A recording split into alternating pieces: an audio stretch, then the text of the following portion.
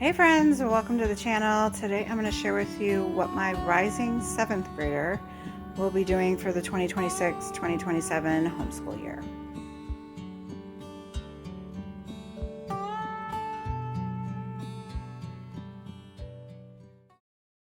Okay, so I have everything laid out on the table. I do have some notes because I have some things on back order and some things that I can't really put on the table that she'll be doing. So I'll go ahead and share that. So we'll be moving into our 7th year of homeschooling. She is my kiddo who's been homeschooling since 1st grade. I can't believe we're moving into 7th grade. It's been a whirlwind, but we are excited, and I wanted to kind of focus on literature and writing and different aspects of language arts with her.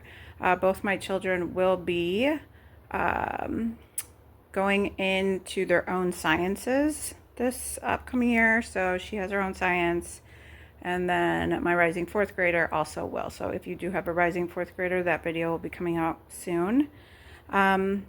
But with language arts, she's working more heavily on grammar this current year. So I just wanted to go more into writing and literature. Poetry is something we're going to focus on for the upcoming year. So for language arts, I'll go ahead and get started. We are doing language lessons for Living Education 7. She did this program up until 5th grade. We took a break mid-year 5th grade and kind of worked on some other programs, kind of just to see if something else would be of interest to her. We have kind of dipped our toes into different things, but we inevitably have decided to come back to this for her 7th grade year. So we are excited about doing that. So in this particular book, in the higher levels, they'll have like picture study, hymn study, quotes, scripture study, poem study, vocabulary, scripture memory, grammar and punctuation, communication, which I like that, worldview, and then a day 4 review. So that is kind of how these upper level books are set up, and I'm really excited. I like the look of these. We're obviously very familiar with the elementary grade, so going into middle school and high school, I like how they've kind of changed up the format a bit. So we are excited to do that. This is a book that is used alongside it. So she'll be prompted to just read in here. And I just thought it was a beautiful book to have in our shelves and something that she'll enjoy going through. So this she'll be using with language level 7. We also will be doing grammar of poetry. So this is from Matt Whitling. Who is the publisher on here? Canon Press. So I've had this kind of in our long-term planning for quite some time. I'm excited that we're finally there to go through it. I will be purchasing the DVD that has the teachings within it. So there is a student book and a teacher guide. So I'm excited to use that. So give her some independence with it, and we can discuss. So we're going to be using grammar of poetry. This is what the modules look like. So just kind of hover over so you can get a chance to see what's covered. And also for language arts, she'll be doing typing with this program. She just opens up a Google Doc and practices. We'll also be continuing. We started this current year using the computer course on Easy Peasy, the free program, all-in-one Easy Peasy. So she's going to be using that. I can go ahead and link that down below. Whatever I'm talking about here, if I can link it, I will. So she'll be doing that once a week as well. So just continuing on with those. Also, I don't have to show you is Pen Time. So Pen Time is our handwriting course. She's been using that since the first book. She has beautiful penmanship. And we'll just continue through it. I think it goes to level 8, so she'll just keep moving through those. So that is coming. Another thing that I do need to order, some things I'm waiting on, like the DVD for this and other things I just don't need just yet. For science, she is doing General Science 1, Survey of Earth and Sky. This is with master books. Both my children chose their sciences, so these are what they want to work on for the year. So it covers ocean, astronomy, weather, and mineral. So these books here, and we will be using the Academy course on Masterbooks Academy with this program. So she is very excited to start this. This is the teacher guide and just walks you through everything. So she is excited to do General Science 1 for 7th grade. For her math, we are making a switch. We were using Saxon for this current year and previous year. And then if you had watched a previous video, I was doting on Saxon. I thought it was wonderful. And I was like, my youngest is going to do it, and he's just not a Saxon kid. It's not for every kid. But my daughter's doing well with it. She's hit some snags and getting a little frustrated with the program this current year in some ways. So I think it's just she's ready for a change. We're going to try this.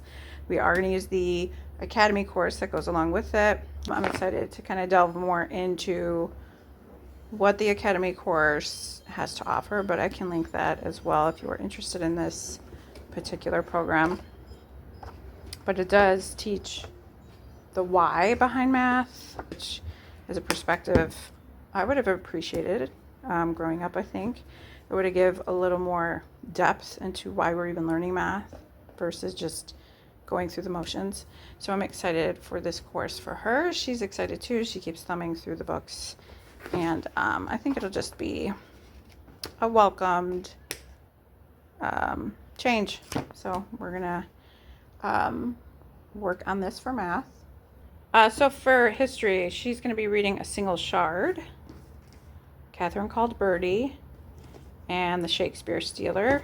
And these go with our history that we're doing. And I have already shared our family subjects, so I will link that at the top if you haven't seen it, of what we'll be doing together as a family. So these will be her reads for that. Some literature reads I have are My Side of the Mountain, Bridge to Terabithia, and Famous Women in History. These are some extra ideas I have, but I do want her to read English literature for boys and girls. This is H.E. Marshall. This particular copy has really small font, but I started reading through it and it was quite interesting. So I do want to have her read this. For logic, she will be reading parts of How to Read a Book, the Classic Guide to Intelligent Reading. We won't be reading the entire book. I don't know if they're spreading this. Some of these ideas I did pull from Ambleside, so I'll be using their scheduling for these. But I don't know if this is going to carry on through year 8 and year 9. I'm not quite sure, but we are going to follow what they recommend for year 7. So some other things that I don't have that she will be reading for economics. She's going to be reading Whatever Happened to Penny Candy. I'll just put pictures up of whatever it is I don't have yet. Some of this stuff was on back order, so I'm waiting for it. For faith and character, she's going to read The Case for Christ and Virtuous. So I will have her read those books as well. Also for logic, to go along with this, she's just going to continue Mind Benders. So she's been working through Mind Benders, so she'll be working through the level 5. So that again is back ordered. I should receive it soon, and I will probably have her continue with Easy Peasy Spanish. She's been working on that this current year, and I really want to focus on language for her, foreign language for her this year. So we're going to bring in multiple resources to kind of help with that. So that will be another thing that she does. So that is my plan for my rising 7th grader. I think it's going to be a robust, exciting year for her. Again, we're just focusing on specific things and allowing her to kind of continue to gain more independence, read some beautiful books, and we're really excited for it. So that's what we have planned. Let me know, are you doing any of these things? Have you done any of these things? Let's chat in the comment section, and I appreciate you sitting with me on this one, guys. I will see you on the next one. God bless.